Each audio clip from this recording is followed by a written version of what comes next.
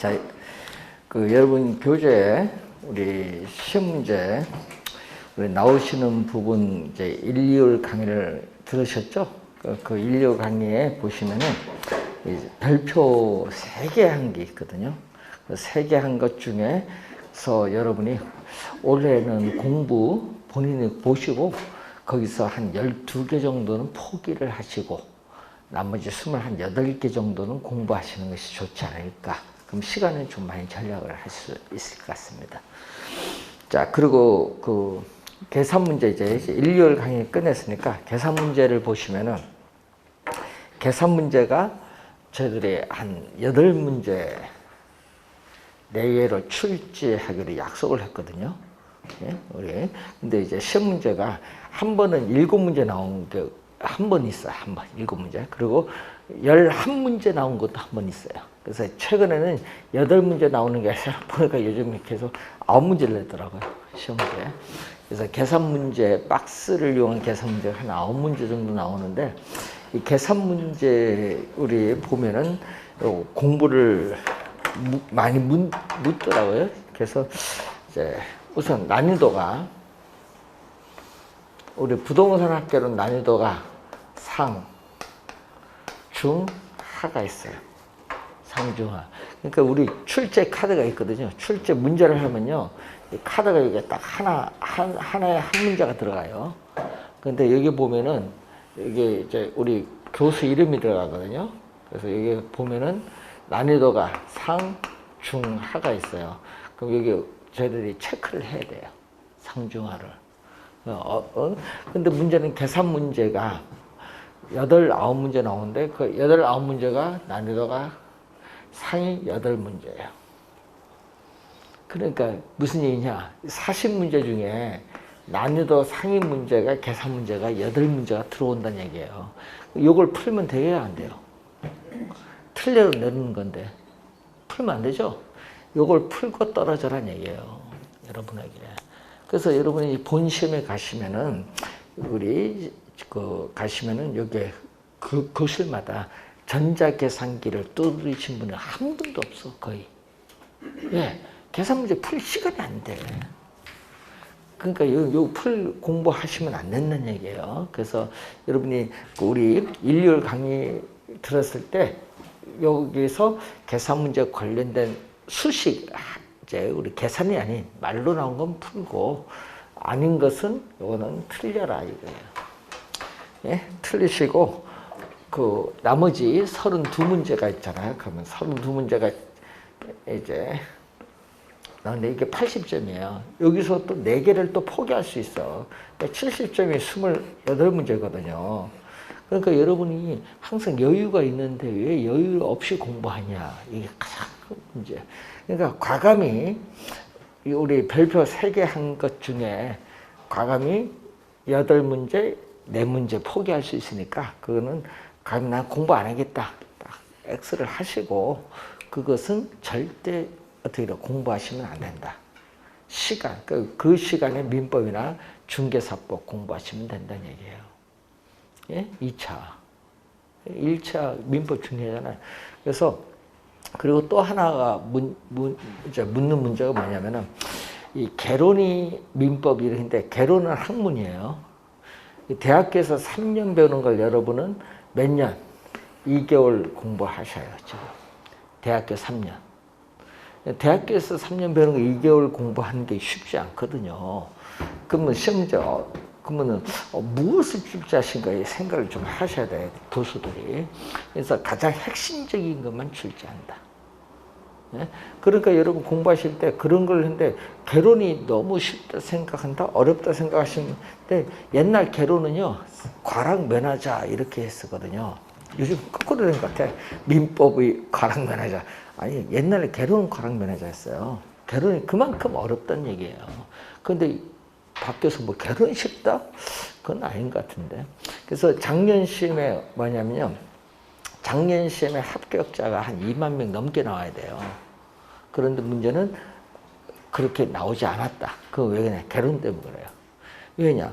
여러분, 지금 우리 토, 일, 우리 하저국비 강의를 하는데 이제 경매 국비 강의합니다. 여러분들 학교에서 들으셔야 되는데 나중에. 그런데 문제는 그 국비 강의할 때 이제 교수들이 그걸 강의를 들어요. 대학 교수들이. 그래서 이 국비 강의가 정당한가 아닌가 체크를 해요. 근데 문제는 이제 대학교에서 이제 강의를 듣는데 전부 다 얘기하는 게 있어. 야, 민법 강의는 넘버원인데 왜 개론 강의는 개같냐 이런 얘기야. 왜? 이론을 강의하는 것이 아니라 뭐를 강의한다? 암기 비법을 강의하는 거야.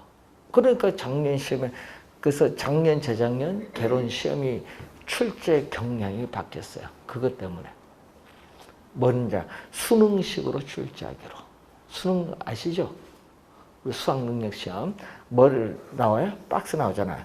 박스 나와서 기역, 니은, 디귿, 릴에서 옳은 건 모두 몇 개냐, 옳은 것 찾아라, 뭐 이런. 그러니까 요 지문에 모르면 틀린다는 얘기입니다. 암기법에 안 통해. 그래서 작년에 그래서 이 개론 때문에 2만 명 합격할 인원이 15,000명 합격했어요. 팍 떨어진 거야. 그리고 2차 합격자가 있잖아요. 2차만 치신 분. 그분이 작년 합격자의 80%야. 그러면 동차 합격자가 적었다는 얘기죠? 그거 왜 그래? 다 결혼 때문에. 시험 문제가 바뀌었다 이거예요, 지금. 그래서 여러분 공부하실 때 이제 3, 4월 강의 들으실 때 가장 중요한 것은 암기하려고 하지 마시고 이해를 먼저 하시라. 이 얘기입니다. 그래서 암기하지 마시고 먼저 이해를 하는 게 가장 중요하다. 왜냐면요, 이해를 하면요, 모의고사 여러분 20점, 30점 중요한 게 아닙니다. 이해를 하면 나중에 답은 찾아가.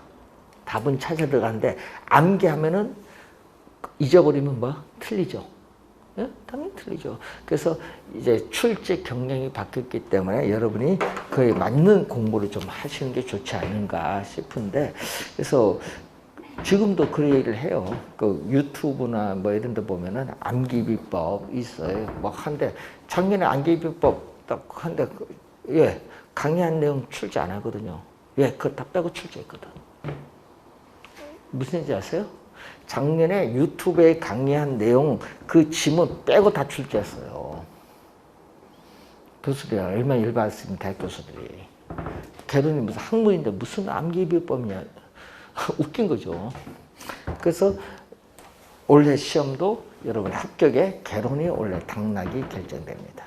문제가 쉬운 게 아니라 우리가 그 박스 이런 아까 박스 문제가 보통 15문제 내기로 약속을 했는데 작년에 개론이 23문제 냈어요, 박스를. 그러니까 무슨 얘기냐. 확실히 공부 안 하면 떨어뜨리겠다는 얘기예요, 개론. 그러니까 여러분 올해 시험도 이제 박스 형태 문제가 원래도 20문제 정도 나온다 이거예요. 반. 그러니까 20문제에 반이 박스 나온다는 얘기는 그만큼 시간이 부족하다는 얘기입니다.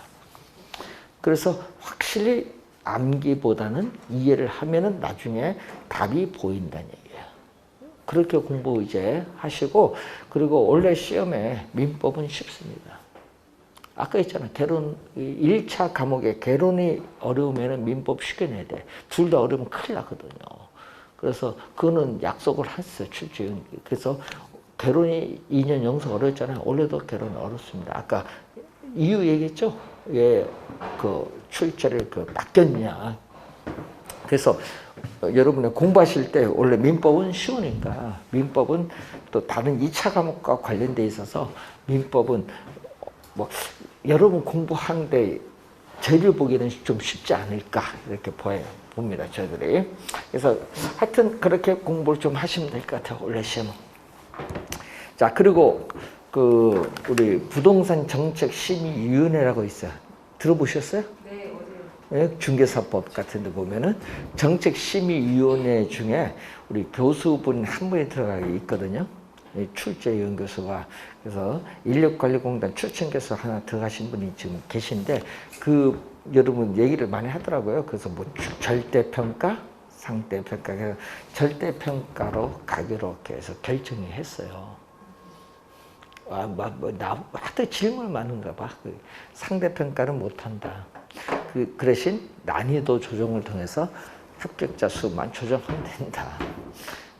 당연하거든요. 그래서 중요한 거는 그래서 상대평가는 관련 없는데 학생 질문들을 많이 하시는가 봐요. 그게 국토교통부에. 그분이 그 얘기를 하더라고요. 그리고 이제 여러분이 1차 시험이 중요합니다. 그래야 2차 시험 채점할 수 있는 기회를 줘야 되니까. 그리고 2차는 뭐가 쉬워요? 중개사법. 중개사법 80점 넘으면 여러분 바로 합격으로 갑니다. 그래서 공부하실 때 항상 중개사법 많이 하세요. 공법은요, 두 문제 중에 한 문제 맞추면 돼요. 2차 시험이잖아요. 딱 그날 시험 장 가면요, 중개사법 딱 보면 본인이 느껴. 나는 합격, 불합격. 중개사법 하시는 본인이 합격이라 생각해. 공법 풀다가 이거 나 안 배웠다, 모른다. 그럼 틀리면 되지. 두 개 중에 하나 맞추면 되니까. 그래서 여유가 있어요. 그래서 항상 여러분이 중개사법 고득점 맞으면 합격한다. 올해 시험의 전략 이제 잘 구사를 하시고, 여러분 공부 못하는 게 뭐죠? 공시세법인데 쉬운데 공부를 안 하시더라고요. 그래서 여러분 2차 시험 과락이 공시세법이 많대요. 네? 보고서 보니까. 그래서 그 왜 그러냐 물어봤더니 공부를 안 한대. 공시세법. 그래서 과락이 좀 많은 것 같다. 이런 얘기를 많이 하는데 공법 과락에는 없어. 공시세법 과락이 많지. 그래서 전략을 다시 한번 이제 3월달 들어왔으니까 중개사법 뭐죠? 합격 전략을 삼고 이제 공법 공시세법 반타작하자. 반타 50점 맞으면 합격이잖아요. 중개사 80 넘으면. 그래서 전략을 지금부터 다시 한번 세우고 그래서 시험에 나올 부분 잘 정리를 하시면 될 것 같습니다. 자, 그래서 이제 저희들이 이제 늘 얘기하지만은 항상 시험 문제 이제 3, 4월 강의, 5, 6월 강의 이렇게 들어갈 때는 항상 시험 문제 나오는 부분 위주로 이제 강의를 이제 진행을 할 겁니다. 1, 2월은요, 한 번은 용어는 좀 알아야 되니까 전체적으로 한번 강의를 하는데 이제 3, 4, 5, 6 가면 이제 시험에 나오는 위주. 또 3, 4월 가면 또 법 개정되는 부분이 있기 때문에 5, 6월 강의가 가장 핵심이 되지 않을까 싶습니다. 자, 그래서 여러분 교재 우선 이제 보시면은, 자, 우리 저번 주에 우리 관련해서 그 감정평가 방식 흐름 배우셨죠? 그 흐름 상당히 중요하고요. 거기서 아무것도 아니지만은 작년에 2문제 출제했거든요. 그래서 잘 보시고, 자, 그리고 이제 우리 부동산에 있어서 우리 출제하는 용어가 뭐냐면 이제 부동산 학개론이에요. 그러니까 학문을 공부하잖아요. 그러면 부동산이란 무엇인가, 여기 출제를 꼭 안 할 수가 없어요. 부동산 무엇인가. 민법에서 출제를 못 하잖아요. 그래서 우리 부동산 학개론에서는 부동산이란 무엇인가, 이것을 출제할 수밖에 없는데, 자, 그래서 여러분이 작년 시험에는요, 표준산업 분류 체계, 부동산 업에 대한 요걸 출제를 했는데 작년에 찍었어요. 근데 올해 시험은 이제 그 부분은 출제를 하지 않습니다. 그러니까 공부하지 마시고 원래는 출제를 하지 않거든요. 그 부분을. 그래서 여러분이 원래는 부동산 개념 위주로 정리를 좀 하시면 될 것 같아요. 그래서 여러분 교재 30 우리가 6페이지 보시면은 이제 부동산 개념이 나옵니다. 자, 올해 이제 시험 갑니다. 앞에 부분은 출제 올해는 하지 않는다. 그래서 부동산 개념 잘 공부해 두시면 될 것 같습니다. 자, 부동산 개념을 보면요. 이 부동산 요즘 말이 많죠. 움직이지 않는 물건, 부동산. 그래서 부동산은 크게 유형은 뭐죠? 있을 유자거든요. 그래서 형태가 있다. 자, 여러분 토지 밖에서 보시면요, 뭐 지질, 뭐 지세, 지반, 설계, 시공, 우리가 형태가 있는 게 유형이고 형태가 없는 게 뭐죠? 무형이에요. 자, 여러분 시장에서 부동산 가격이 얼마다? 눈에 보여요? 안 보이죠? 가격, 그건 형태가 없는 거, 무형. 그래서 유형적 측면에서는 우리가 뭐라 보냐면 기술적. 이 기술적 측면에서 바라본 개념이라 보고요. 자, 무형적 측면에서는 아까 우리 뭐 가격 얘기를 했는데 그 가격은 뭐와 관련있어요? 시장에서 수요, 공급과 관련된 이 경제적 개념. 자, 여러분 토지 거래를 하게 되면 고민 많죠. 뭐 토지 이용 규제가 있느냐. 그런 것도 고민 많이 해야겠죠. 이런 것은 법률적 측면. 법률적 측면. 그래서 법률적 측면에서 뭐 소유권 관계라든지 이런 걸 확인을 좀 해야 돼요. 법률적 측면에서의 개념. 그래서 우리나라 지금 현재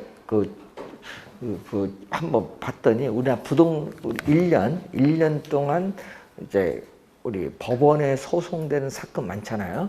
그 중에 부동산과 관련된 소송이 72%예요. 그만큼 부동산이 중요하다는 얘기예요. 소송이 그만큼 많다. 예?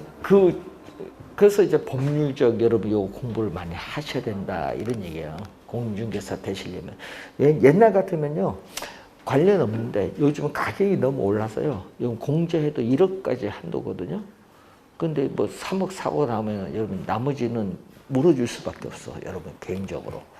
예? 공제 한도가 있으니까. 그래서 요즘에는 그래서 공부를 많이 하셔야 되는 거예요. 여러분 자격증은 중요한 게 아니라 따고 나서 사고 생기면 안 되잖아요. 그래서 항상 공부를 무슨 거? 여러분이 공법, 우리 부동산 공법, 민법 공부를 많이 하셔야 돼요. 예. 그래서 항상 말 잘못하면 큰일 납니다. 그래서 거래계약서 작성하실 때 뭐 세금 문제, 무슨 문제 있잖아요. 그 동의하에 녹음을 반드시 하셔야 돼, 이제는. 예. 소송 대비를 해야 되니까. 항상 그런 걸 명심을 하셔야 되고, 시험 문제는 우리 여기에 부동산 관리도 나오고요. 부동산 평가도 나오고 하는데 하여튼 이 부동산을 기술적, 경제적, 법률적 개념으로 나타내서 우리가 한 것을 무슨 개념? 복합 개념이라고 해요. 여러분 교재 복합 개념. 자, 문제는 여기에 27회 시험에 한번 나오는데 그건 이제 출제하지 않고 여기서 출제해요. 여기서 유형, 무형. 잘 틀리거든요. 그래서 유형은 기술적 개념인데 이 기술적 개념에서는 뭐가 나오냐? 토지는 자연적으로 주어져 있는 거. 여러분 2년 전에 출제했거든요. 어디 소속됐느냐? 2년 전에. 토지는 자연적으로 주어져 있는 물건이에요. 그리고 토지는 또 우리 3차원의 뭐죠? 공간 활동에 3차원. 입체 공간이거든요. 3차원의 공간이고, 그리고 토지는 또 위치가 고정돼서 이동할 수 없고, 또 위치가 고정된 토지들이 모여서 하나의 지역의 뭐를 구성한다? 환경을 구성한다. 자, 환경을 또 한번 출제했거든요. 자, 여러분 무슨 얘기냐? 기술적 개념에 속하지 아니한 거, 뭐 이런 거 나오잖아요. 그러면 환경은 기술적 개념이다. 꼭 기억을 해 두셔야 되는데, 우선은 그 2년 전에 30회 시험에 또 출제를 했어요. 2년 전에. 기술적 개념 뭐냐? 요거 4개 중에 어디 속했느냐? 자, 27회도 정답으로 또 우리가 물었던 내용이 되겠습니다. 그래서 시험 문제 이 기술적 개념이 또 자주 출제인데, 한 번은 또 요것도 냈거든요. 유형, 무형. 22회 시험에 유형은 기술적, 요걸 또 출제를 또 했어요. 그래서 시험 문제 요거는 우리가 22회 시험에 또 한 번 났는데, 정답, 27회 시험의 정답, 30회 시험의 정답을 물었어요.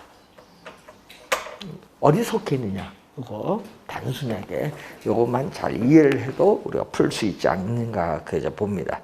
자, 그래서 여러분 교재에 그 나오는데 38페이지 보시면은 공간이 나오거든요. 그래서 이 기술적 개념 중에서도 우리 시험 문제 보면은 나중에 법률적 개념 공부할 때 공간 개념이 또 상당히 중요하다. 공간은 이 4개 중에 공간은 잘 공부를 좀 해두셔야 되겠다. 자, 그래서 여러분 교재 그 밑에서 38페이지 밑에서 한 10번째 보시면요. 민법 제212조가 나와요. 자, 민법. 제 212조 조문 한번 볼까요? 여러분 시험 문제에 29회 시험도 이 조문을 출제했거든요. 조문 자체를. 자, 토지 소유권은 정당한 이익 있는 범위 내에서 토지의 상하에 미친다. 이 상하가 공간 개념. 상하가 공간 개념이고요. 자, 그리고 뭐죠? 토지 소유권의 공간적 범위를 입체적으로 규정하고 있다. 입체적으로. 응? 자, 그걸 이제 염두에 좀 두시면 되고, 이제 그림이 또 하나 나오는데, 그림이 어디 나오냐면, 40페이지에 보시면 그림이 하나 나와요. 이런 그림이 하나. 자, 그러니까 여기 지구의 뭐죠? 코어. 코어가 핵심이죠. 예? 코어. 지구에 있어서 뭐다? 중심. 코어에. 자, 그런데 여기서 이 지표, 땅. 이 지표와 관련되어 이해되는 뭐 택지. 택지 알죠? 요즘 뉴스 많이 나오는데 택지, 뭐 계곡, 수면, 뭐 이해되는 요 2차원적인 이 평면 공간을 무슨 공간? 수평 공간. 수평 공간, 말 그대로 뭐 지표 공간이라고 하죠. 수평 공간 또는 지표 공간. 2차원이죠. 평면상의 공간을 얘기합니다. 그런데 문제는 이 지표에서 이 지구의 중심을 향한 이 공간을 뭐라고 하냐면요. 지중이라고 해요. 지중 공간. 그럼 이 지표에서 또 공중을 향하여 연장되는, 공중을 향하여 연장되는 일정한 높이의 공간을 또 뭐라고 하냐면 공중 공간이라고 해요. 공중 공간. 일정한 높이의 공간이거든요. 공중 공간. 그래서 2차원적인 평면 공간인 수평 공간에 지중, 공중을 더해서 이것을 우리는 전문용어로 몇 차원? 3차원. 우리 면과 면이면 하면 3차원이거든요. 하여튼. 그래서 3차원의 공간이다. 항상. 그래서 시험 문제는 이걸 출제 또 지문에 나오거든요. 부동산 활동의 대상으로서 토지는 몇 차원? 3차원의 공간 활동이다. 부동산 업도 공간 업, 부동산 개발도 공간 개발, 뭐 이런 식으로 공간 들어갑니다. 그 앞에 뭐를 붙이면 돼? 3차원의 공간이다. 3차원의 공간이면서 무슨 공간? 입체 공간이다. 자, 여러분 시험 문제 요걸 많이 틀리시더라고요. 입체 공간인데, 예? 입체 공간, 뭐 수평, 지중, 공중을 다 포함한다. 이것을 시험 문제에 한데 많이 틀리시는가 봐요. 입체 공간. 입체 공간. 꼭 기억을 좀 해두셔야 되겠네. 3차원의 공간이면서 무슨 공간? 입체 공간이다. 자, 여러분 농촌에 가시면은 이제 우리 어머님, 아버님 옛날에 보면 농사 짓죠? 그 땅에 뭐 작물을 경작하든지 뭐 할 거 아니야. 그래서 농촌에서는 이 입체 공간 중 뭐가 중심이래? 예, 수평 공간.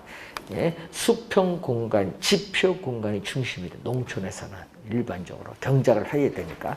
근데 도심으로 오면 어떻게 돼? 도시로 오면은 가격이 비싸니까. 가격이 비싸니까 여기 건물, 우리 건물도 있지만 지하 뭐 이용도 해야 되고 또 뭐도 이용해야 돼? 건물을 높여야죠. 가격이 비싸면은 고층화 시켜야 될 거 아니야. 그래서 이 지중, 공중 공간을 활용하는 입체 공간이 중심이 되는 게 도시야. 되겠죠?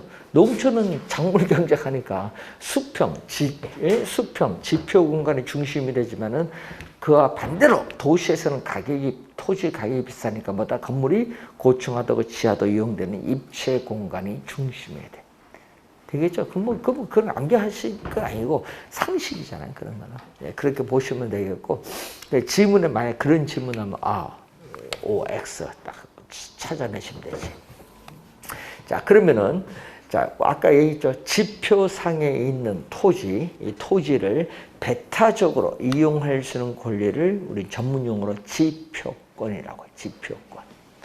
지표권. 자, 그러면 지표권에는 아까 우리 농촌에서 뭐죠? 작물을 경작할 수 있는 권리, 또 건물을 뭔다? 건물을 신축할 수 있는 권리, 건축할 수 있는 권리 있죠? 이것은 다 지표권에 해당되는데 중요한 것은 이 지표권 중에서 이제 뭐가 있냐? 물을 이용할 수 있는 권리가 있어. 물 아시죠?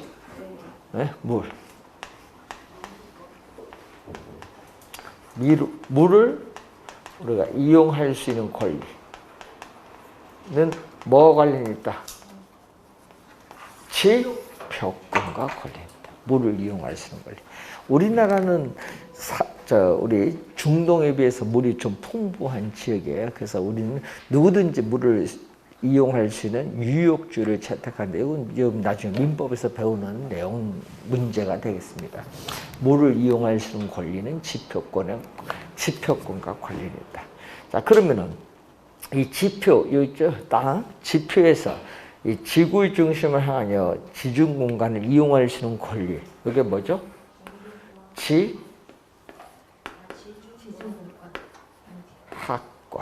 지하권. 근데 여기서 주의랄까, 요즘 그 뉴스 여러분 보시면은 뭐 GTX 얘기 많이 나오죠. 요즘 뉴스 보면은. 그럼 여기 보면은 여기 있거든요. 이게 한계 신대.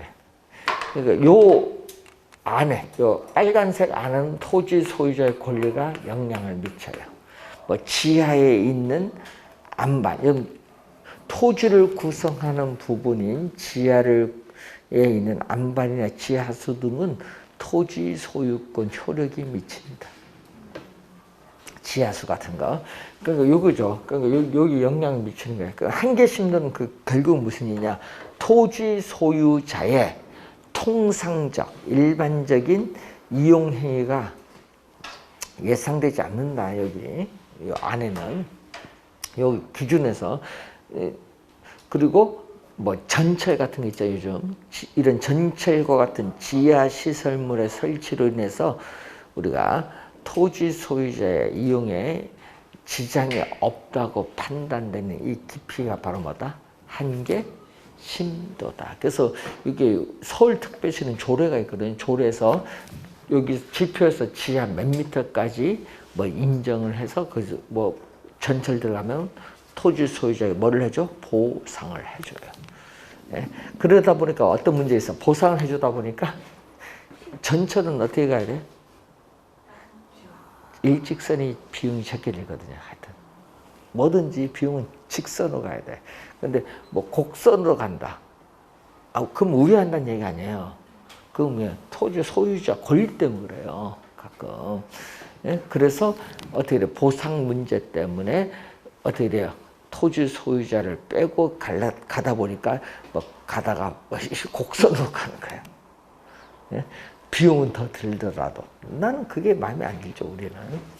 그래서 요즘에 보면은 그런 문제가 있어요. 한계 심도의 개념이 바로 그런 의미입니다. 그래서 여러분 이 한계 심도 안에서는 아까 토지 이용 저해할 수도 있잖아요. 그래서 보상 평가를 통해서 아까 전철 같은 경우 보상을 해줘야 돼요. 자, 서울특별시가 그렇습니다. 경기도는 보상을 제대로 안 해주는 것 같아. 그 조례에 따라 다 다르기 때문에 그런 문제가 좀 있습니다. 자, 그래서 여러분 39페이지에 우리 40페이지 그림 보시고 41페이지 보시면요. 그 지하권에 이런 얘기 나와요. 이 지하권에 나라, 국가, 나라에 따라서는 요 지하권의 요 정부죠. 이 지하권의 요 전체를 토지 소유자의 권리로 인정하는 나라도 있지만은 즉 우리나라처럼 이렇게 일부만 토지 소유자의 권리로 인정하는 나라도 있어요. 그 지문 또 중요하거든요. 시험에 나올 때 좀 주의해 주시고 또 시험에 많이 나오는 지문 또 요거 밑에 요 부분 파란색을 칠한 번. 자, 우리나라 광업법상 광업권의 객체가 되는 지하에 매장되어 있는 뭐죠? 지하에 매장되는 미 최고의 광물. 뭐 금이라든지 은이라든지 석유라든지 석탄 이런 거 얘기죠. 미 채굴의 뭐? 광물. 자, 지하에 매장되어 있는 미채굴의 광물에 대해서는 국가가 광업권을 부여하는 권능을 가지고 있습니다. 그렇기 때문에 토지 소유자의 권리가 미치지 아니한다. 그 지문을 또 출제를 많이 합니다. 자, 밑줄 포인트 있잖아요. 토지 소유자의 권리가 미치지 아니한다. 중요 포인트.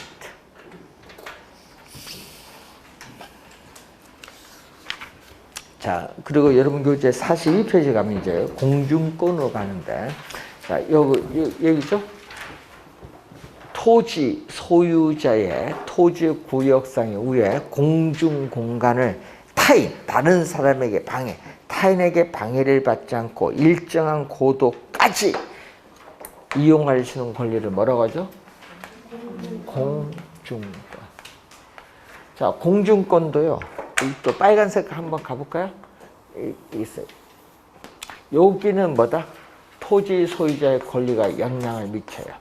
이게 사적인 공중 공간을 이용할 수 있는 권리예요. 자, 여러분, 사적인 공중 공간을 이용을 할 때는요, 여러분, 인접 토지 소유자의 권리를 방해해서는 안 된다. 그래서 요즘 우리 여러분 나중에 배우시겠지만요, 소송 문제가 많이 나오잖아요. 소송 문제가 심각해요. 인접 토지 소유자의 권리와 관련된 소송 문제 많거든요. 우리는 무조건 소송 걸대. 옛날하고 다르. 그래서 하도 많으니까 이 조건에 해당하면 소송하세요. 변호사한테 통보를 해요. 그 대표적인 게 뭐냐? 1조건. 햇빛 1조건. 그리고 뭐다? 조망권. 요 중요한데, 이 조망권은 요 서울 같은 경우는 한강 때문에 좀 그렇고, 그 1조권 같은 경우는요, 요즘 재건축 때문에 저층 아파트가 고층에서 하다 보니까 각도를 보거든요. 각도에서 햇빛이 하루 쬐을 때 어느 정도 오느냐 그걸 보는 거예요. 조사를. 하여튼 그것도 이제 기술적으로 보는 건데, 그래서 이게 되느냐. 요즘 하여튼 그런 문제가 많아요.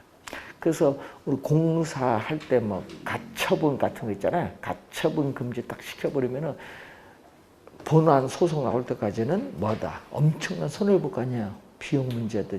그래서 고민이 많은 거예요. 그래서 우리 교수님 중에서도요, 우리 공부하시는 우리 교수님 있죠? 중개사법 교수님도 1조건 때문에 마음고생이 엄청 했어요. 그것도 후배가 비수를 딱 꼽았어. 한양도 후배가.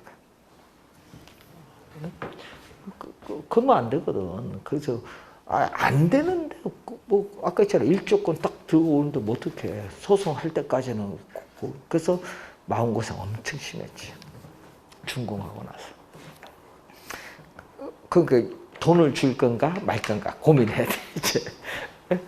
아니 임차인 받아서 임대료 수익을 얻어야 되는데 사용검사 안 나올 수 있잖아요. 그러니까 엄청 고생을 하셨지. 그래서 우리 중개사법이 그래서 그분 이름만 들으면 욕을 많이 하시지. 네?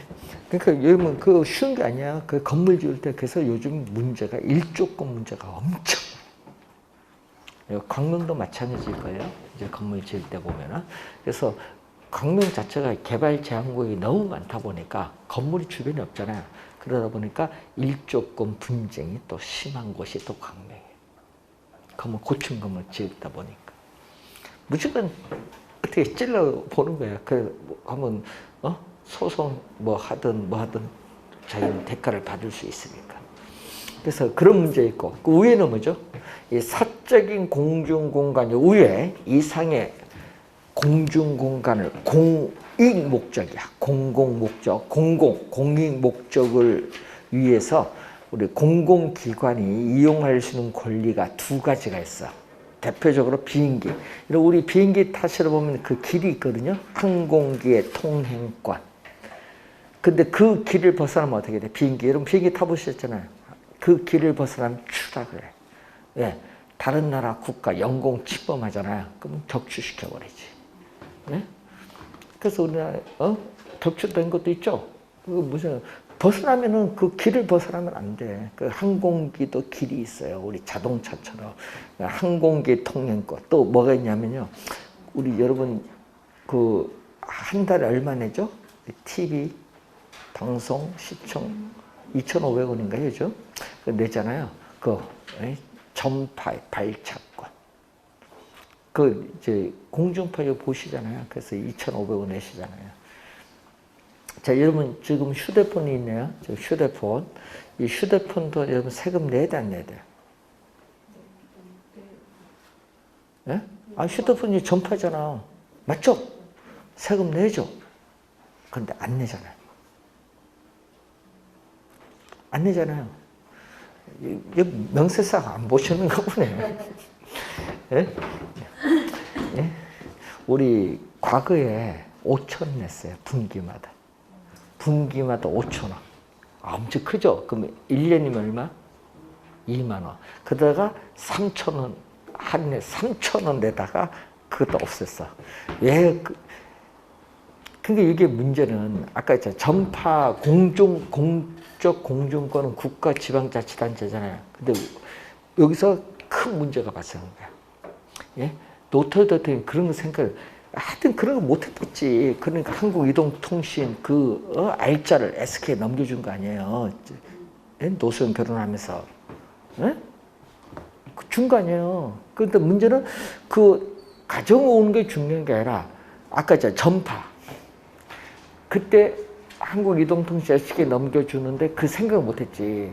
그걸 받았다가 나중에 한 7, 8년 지나서 왜 민간이 세금을 걷느냐 이거지. 그래서 지금 좀 내야 안 내요. 그래서 안 내는 거예요, 지금. 김대중 대통령 들어오면서 없애버렸어. 왜? 민간이 세금 걷을 수 있는 주체가 아니잖아요. 그러니까 결국은 이동통신 잘못 넘겨줬다 이거야. 그럼 국가가 가지고 있어야 되는데. 그래서 한국이동통신이 SK텔레콤 된 거 아니에요. 지금 여러분이. 근데 아까 했지만 그 공적 공중권이잖아요. 전파. 그것을 민간이 세금을 거둘 수는 없다 해서 지금은 없어졌어요. 그래서 여러분 내는 유일한 세금 하나가 뭐다? 예? 2,500원. TV. 예, 그겁니다. 그래서 요즘에, 그래서 아까, 그거는 공적 공중권. 정부나 지방자치단체가 공익 목적을 위해서 이용할 수 있는 권리. 자, 그걸 기억해 두시고, 우리나라 지적은 무슨 지적? 또, 수평 지적, 입체 지적. 우리나라. 예? 요것도 시험 내면 또 왔다 갔다 하시더라고요.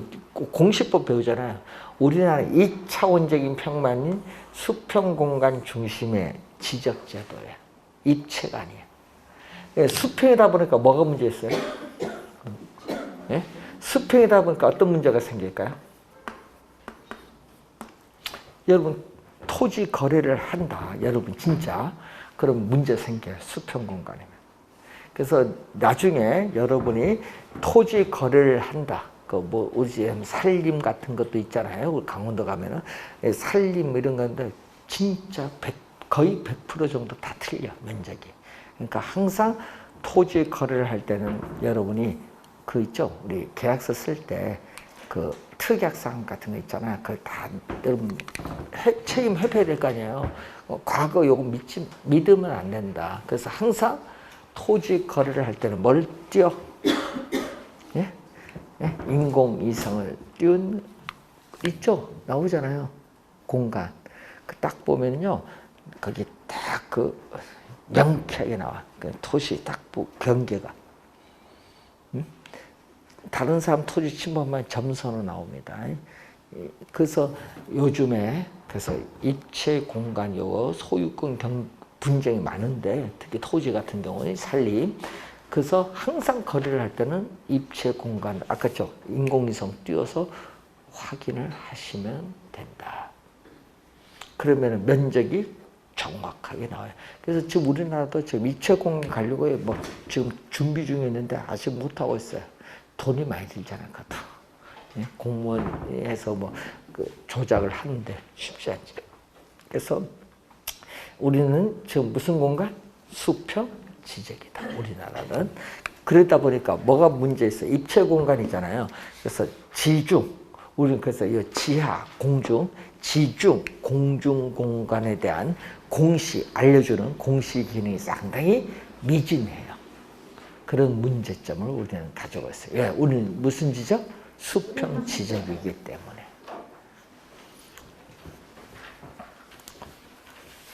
자, 그리고 우리 위치로 한번 가보시면은, 여러분 교재 42페이지 밑에 한 4, 5번째 보시면요. 위치, 여기서 절대적 위치, 상대적 위치란 용어가 나와요. 찾았죠? 자, 그럼 갑니다. 절대적 위치는 자연적 위치라고 하거든요. 그러니까 토지는 지리적 위치가 고정되어 이동할 수 없습니다. 그 이동할 수 없다. 이게 절대적 위치예요. 그래서 지리적 좌표로서의 위치는 고정되어 불변이다. 이동할 수 없다. 그걸 의미하고, 상대적 위치는요. 토지의 위치는 고정되어 있을지라 하더라도 그 토지를 둘러싼 주변 이용 상황 있죠? 예? 뭐를 이용하냐? 주변의 토지 이용 상황에 따라 토지의 가치는 오를 수도 있고 내릴 수도 있잖아요. 토지의 가치는 달라질 수 있어. 이것을 전문용어로 상대적 위치 또는 경제적 위치라고 합니다. 상대적 위치 또는 다른 말로 경제적 위치라고 한다.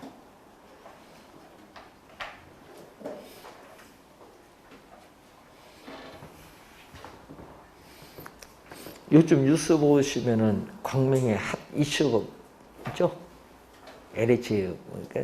근데 그 사건은, 그거는 요즘 뭔데, 왜 광명이 왜 그런 문제 생기냐면요.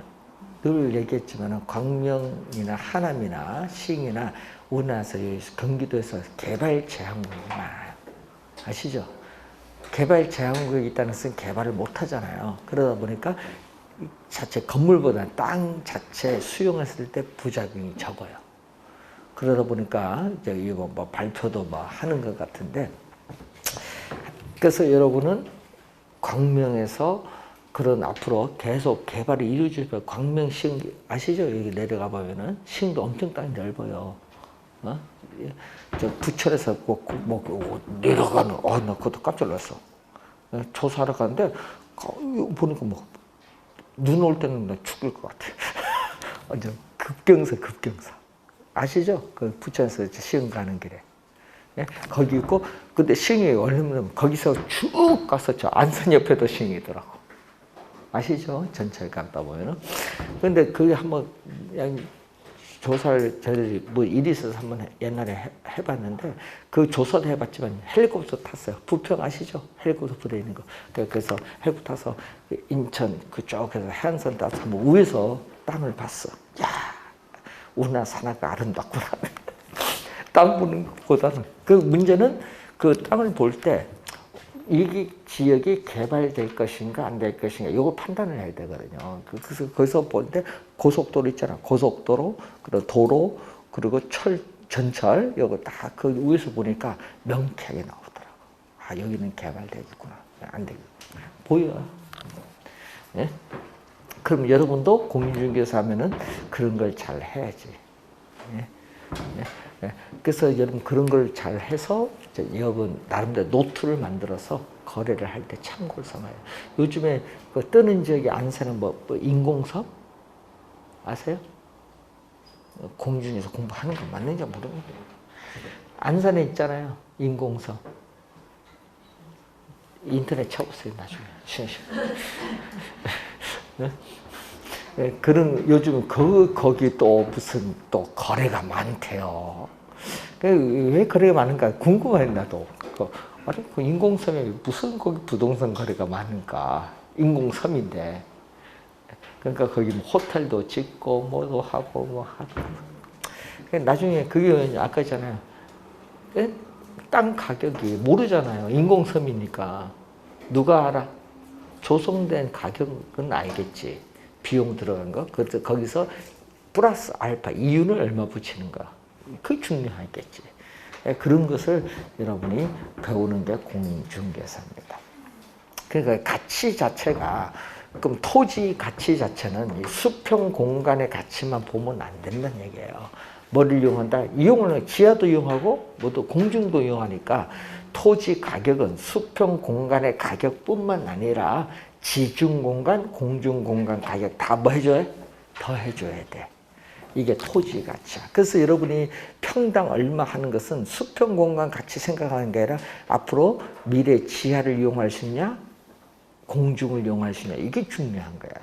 공중을 이용할 수 있는 가치가 더 높아진다. 건물, 그 말은 규제가 완화돼서 건물을 더 고층화시킬 수 있다. 그럼 가치가 어떻게, 토지 가치는? 비싸죠. 당연히 비싸죠. 네, 그런 것을 이제 배우는 거예요. 이제 평가를 이제 하시면서.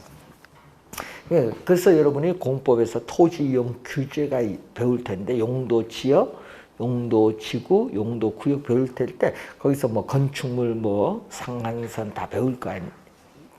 그럼 그게 규제를 완화됐을 때 건물이 고충되면 어느 정도 가치가 더 높아지냐. 이걸 이제 공중개사가 캐치를 해야 돼.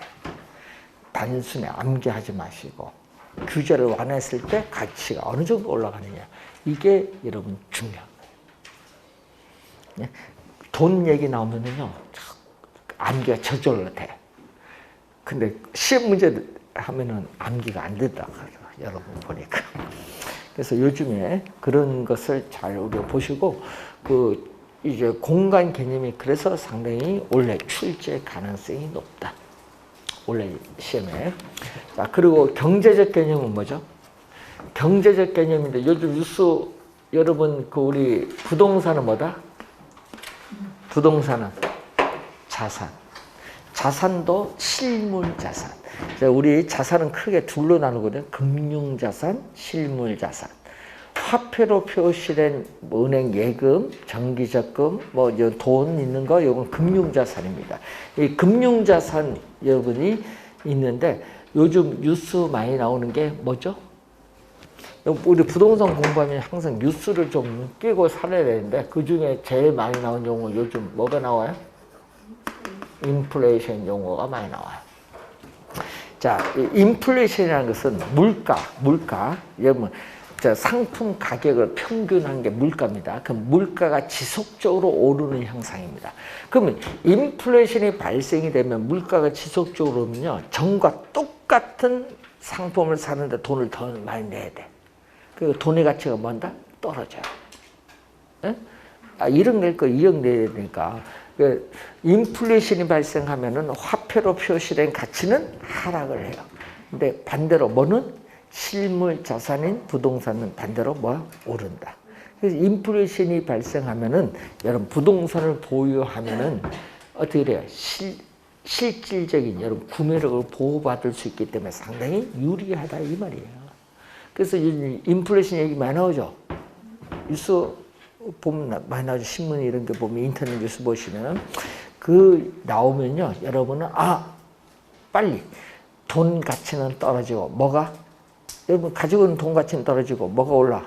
부동산 가격은 오른다. 그래서 올해 여러분 부동산 가격이 작년에 비해서 올해 더 많이 오른다는 예측을 하고 있잖아요. 지금 그 이유가 인플레이션 때문에 그래요.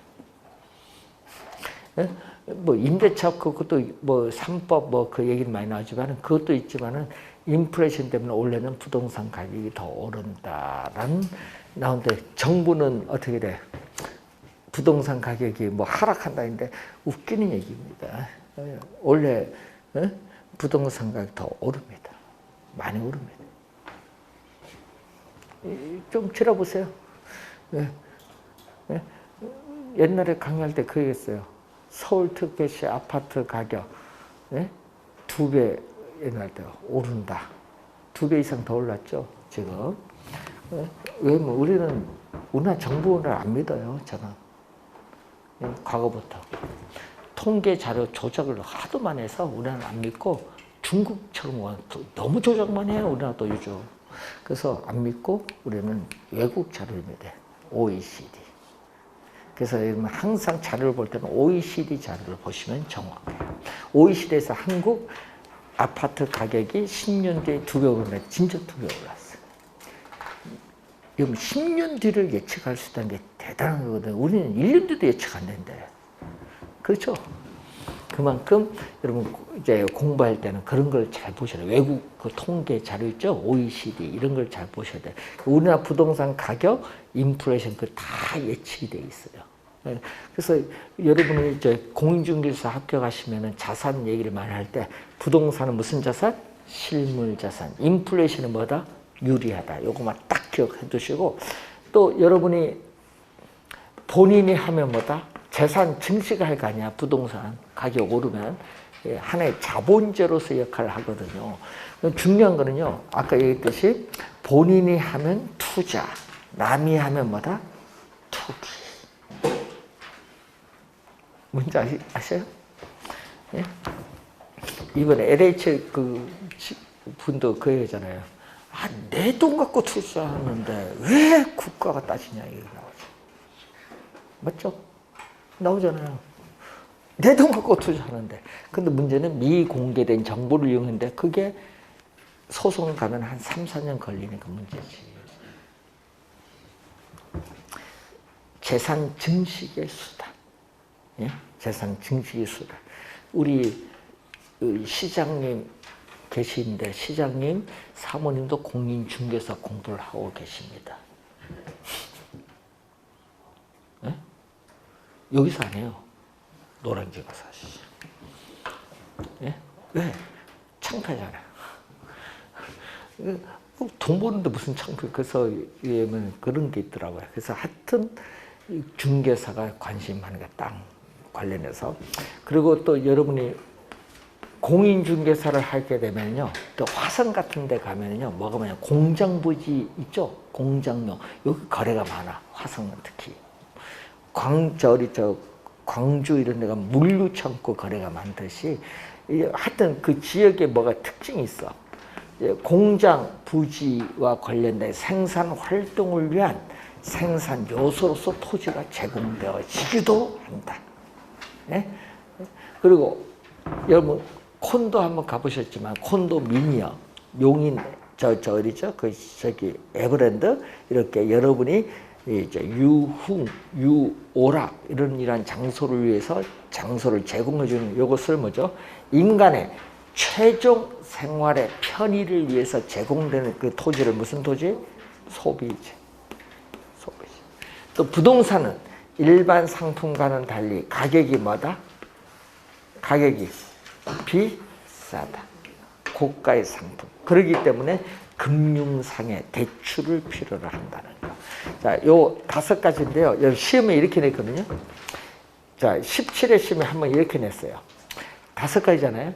경제적 개념에 속하지 않는 건데 여기서 5개, 4개 나오고 하나가 17회 공장재단이 나왔어요. 공장재단은 법률적 개념이에요. 그 출제했고 또 23회는 이렇게 출제했어. 23회는요. 요 5개 나왔잖아요. 5개 중에 4개가 나오고 하나가 뭐가 나왔냐면 어디 갔지? 환경. 환경이 나왔어요. 23회. 그럼 답은 뭐다? 경제적 개념 아닌 거. 환경. 그래도 틀리신 분 많습니다. 점수 주려고 내잖아요. 그리고 2년 전 30회 시험에 이렇게 냈거든요. 30회 시험에 아까 기술적 개념 4개, 경제적 개념 5개는 기술적 경제적 개념에 속하는 걸 물었어. 2년 전에. 점수 주려고 냈죠? 기술적 개념 몇 개? 4개. 경제적 개념 몇 개? 5개. 이것만 알면은 끝나는 거 문제지. 이런 걸 출제를 했는데 틀린다. 그 골치 아파. 그리고 또 경제적 개념 27회 시험에 이렇게 냈거든요. 뭐 여러분 예를 들어서 자산, 자본, 자본 저기 보면 공간 등은 경제적 개념이다. 틀리죠? 공간은 무슨 개념? 기술적 개념. 이런 식으로 출제를 하는 거예요. 어디 속해 있느냐 이게 중요하거든요. 27회 또 그렇게 나오고 또 22회 시험은 이렇게 냈어. 또 어떻게 낸지 아세요? 자, 토지는 생산 요소이면서 소비재이다. 맞죠? 근데 시험 문제는 생산 요소, 생산재이지만 소비재는 아니다. 이렇게 출제했어. 22에. 소비재는 아니다 하니까 틀렸죠? 토지는 뭐다? 생산 요소, 생산재이면서 뭐다? 소비재가 되는. 그런 기본적 개념을 묻는 거예요, 항상. 무엇을 이해하느냐, 시험에 나올 걸 잘 보셔야 돼요. 자, 그래서 우리가 시험 문제에 우리가 경제적 개념, 기술적 개념, 어디속하는가. 요거 우선 요거부터 기억. 기술적 개념 몇 개? 4개. 경제적 개념 몇 개? 5개. 우선 요거부터 암기를 해 놓으셔야 돼. 그리고 올해 시험, 올해죠? 32회 시험. 올해는 32회입니다. 올해 시험에 중요한 것이 뭐다? 저기서 복합 개념 중에서 뭐가 중요하다? 올해 시험은 법률적 개념이 출제 1순위. 올해 시험은 법률적 개념이 올해는 중요하다. 네. 자, 올해 우리 40문제 중에 딱 1번 문제로 출제하는 게 법률적 개념. 이렇게 내거든요. 부동산 개념에 관해서 설명 틀린 걸 묻거든요. 그래서 올해는 법률적 개념이 중요하다. 29회 시험에도 출제를 했습니다. 그래서 올해 시험은 뭐가 중요하다? 법률적 개념이 중요하다. 그래서 여러분 교재 49페이지 보시면요. 법률적 개념의 부동산이 나옵니다. 이게 올해 중요한 포인트. 출제. 자, 이 내용은 우리가 관련해서 잠시 쉬고 설명을 하도록